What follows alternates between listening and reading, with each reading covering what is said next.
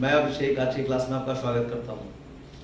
आज की क्लास में हम लोग पढ़ने जा रहे हैं प्रोनाउन के काइंड्स में डिस्ट्रीब्यूटिव प्रोनाउन के बारे में और डिस्ट्रीब्यूटिव प्रोनाउन और साथ ही डिस्ट्रीब्यूटिव एडजेक्टिव के बीच में क्या अंतर है। ओके, बट बिफोर दैट, उससे पहले हम लोग शुरू करें आज के vocabularies. The first vocabulary is argue, that means विवाद करना, एंड इट्स अ वर्ब। ये वर्ब है, कोई काम वर्ब होता है। तो आर्ग्यू मतलब होता है विवाद करना, एंड दैट्स अ वर्ब, ये वर्ब है। Sentence, I don't want to argue with you. I don't want, मैं नहीं चाहता, आर्ग्यू विद यू, आपसे बहस करना। Here we should know that argue takes with preposition.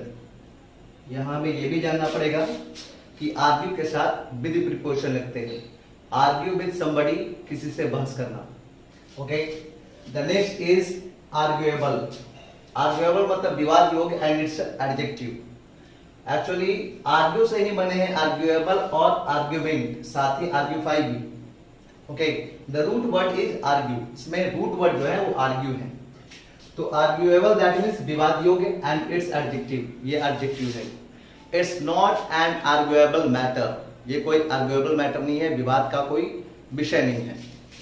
The next is argument, that means विवाद, and it's a noun. ये argue से बने हैं नाउन, आर्ग्यूमेंट, दैट मीन्स विवाद। There is no argument between Mohan and Sohan. Mohan और सोहन के बीच में कोई आर्ग्यूमेंट नहीं है, कोई विवाद नहीं है। The next is argufy. Argufy का मतलब होते हैं प्रमाण न रहते हुए भी विवाद करना, एंड दैट्स अ वर्ब, ये वर्ब है। ओके, तो आप सेंटेंस बना सकते हैं। It is no use argufying with you. आपसे बिना प्रमाण के बहस करने का कोई यूज नहीं है, यानी ये बेकार है। आपसे बिना प्रमाण के बहस करना बेकार है। The next is broadcast. Broadcast का मतलब होते हैं प्रसारित करना। कोई भी चीज टेलीविजन या फिर रेडियो पे प्रसारित करने के लिए ब्रॉडकास्ट वर्ड का यूज करते हैं लोग। ओके, सेंटेंस देखेंगे हम लोग। This programme will be broadcasted on the national channel at 7 PM। The next is obey, that means आज्ञा का पालन करना, और चूंकि ये काम है तो it's a verb. Okay, sentence, be out to obey our parents. हम लोगों को अपने माता पिता की आज्ञा का पालन करना चाहिए। The next is its opposite, disobey. Disobey that means आज्ञा का उल्लंघन करना। The sentence is we should not disobey our teachers. The next is spin. Spin का मतलब होते हैं एक तो सूत काटना और एक होते हैं घुमाना। दिस इज नॉट काटना, इट इज काटना। काटना, सूत काटना मतलब सूत बनाना, जैसे गांधी जी सूत बनाया करते थे चरखे पे। तो sentence will be Gandhi ji used to spin. Gandhi ji used to spin, that means Gandhi ji सूत काटा करते थे, मतलब घर पे ही खुद से वो सूत बनाया करते थे, इनसे कपड़ा बनता है। और एक स्पिन का मतलब घुमाना भी होते हैं, स्पिन द बॉल, बॉल घुमाओ। Okay, so these were today's vocabulary. Now we are going to the kinds of pronoun. This is the distributive pronoun. Now let's know about the distributive pronoun. अब हम लोग सीखने जा रहे हैं distributive pronoun को। क्या होते हैं डिस्ट्रीब्यूटिव प्रोनाउन? तो वैसा प्रोनाउन जो दो या दो से अधिक व्यक्तियों या वस्तुओं में से किसी व्यक्ति या वस्तु को अलग सूचित करने का काम करे, उसे कहा जाता है डिस्ट्रीब्यूटिव प्रोनाउन। ओके, जो दो या दो से अधिक व्यक्तियों या वस्तुओं में किसी एक को अलग दर्शाने का काम करे, ऐसे प्रोनाउन डिस्ट्रीब्यूटिव प्रोनाउन कहलाते हैं। आइए से देखें। द प्रोनाउन मतलब वैसा प्रोनाउन विच इज यूज्ड, जिसका उपयोग किया जाता है। वैसा प्रोनाउन जिसका उपयोग किया जाता है to show someone oblique something, किसी व्यक्ति या वस्तु को दर्शाने के लिए। कहा कैसा दर्शाने के लिए? अपार्ट मतलब अलग। वैसा प्रोनाउन जिसका उपयोग किसी व्यक्ति या वस्तु को अलग दर्शाने के लिए किया जाता है। बिटवीन टू पर्सन्स और थिंग्स, दो व्यक्तियों या वस्तुओं के बीच में, या फिर among more than two persons oblique things, या फिर दो से अधिक व्यक्तियों या वस्तुओं के बीच में से। ओके, यानी वैसा प्रोनाउन जो दो व्यक्तियों या वस्तुओं के बीच या दो से अधिक व्यक्तियों या वस्तुओं के बीच में से किसी एक को अलग दर्शाने का काम करे। ओके, और डिस्ट्रीब्यूटिव प्रोनाउन के एग्जांपल हमने आपको पहले भी बताए हैं। This is each, every, each, either, neither, every नहीं, each, either और neither।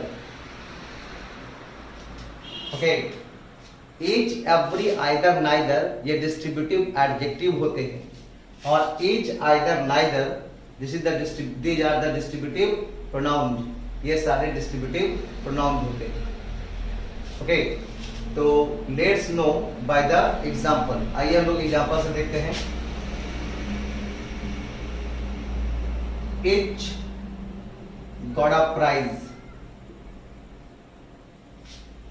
each got a prize मतलब प्रत्येक, got मतलब पाया, a prize मतलब एक इनाम, प्रत्येक एक इनाम पाया। गेट का भी तो यहाँ पर गॉट है, गेट मतलब पाना या एक काम है, काम है तो ये वर्ब है, इट्स अ वर्ब। और वर्ब के ठीक पहले आने वाला इच इट्स अ सब्जेक्ट, ये सब्जेक्ट होता है। मैंने आपको पहले भी बताया था कि वर्ब के पहले सब्जेक्ट और वर्ब के बाद ऑब्जेक्ट आते हैं। तो वर्ब के पहले ये इच जो है वो सब्जेक्ट है, and subject can be either noun और प्रोनाउन। सब्जेक्ट या तो नाउन होते हैं या फिर प्रोनाउन होते हैं। इच किसी का नाम नहीं है तो ये नाउन नहीं है, तो सेकंड ऑप्शन बचा क्या हमारे पास, प्रोनाउन।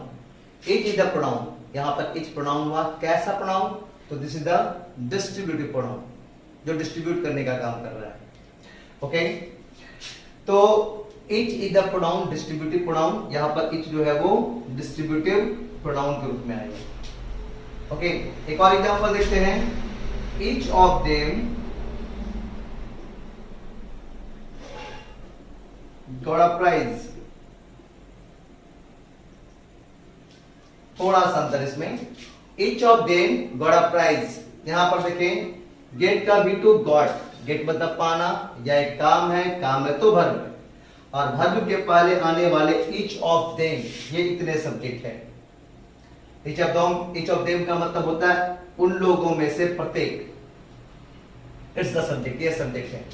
लेकिन इस इच पे आप विचार करें, बस इच पे विचार करें आप। क्या यहाँ पर इच किसी नाउन के पहले आकर उस नाउन को क्वालिफाई कर रहा है, तो नहीं। यहाँ पर इच ने किसी नाउन को क्वालिफाई करने का काम नहीं किया, और अगर ये नाउन को क्वालिफाई करने का काम नहीं कर रहा तो it is not the adjective, ये यहाँ पर एडजेक्टिव नहीं होगा, it is the distributive pronoun. क्या होंगे ये, डिस्ट्रीब्यूटिव प्रोनाउन। अब बात आती है कि अगर ये डिस्ट्रीब्यूटिव प्रोनाउन के रूप में इच लिखा जाता है तो इच को हम डिस्ट्रीब्यूटिव एडजेक्टिव के रूप में कैसे जान पाएंगे, कहां पर इच डिस्ट्रीब्यूटिव एडजेक्टिव का काम करेगा, तो उसे भी हम लोग देख लें। सपोज द सेंटेंस इज, मान लेते हैं कि ऐसा सेंटेंस आया, each a student got a prize.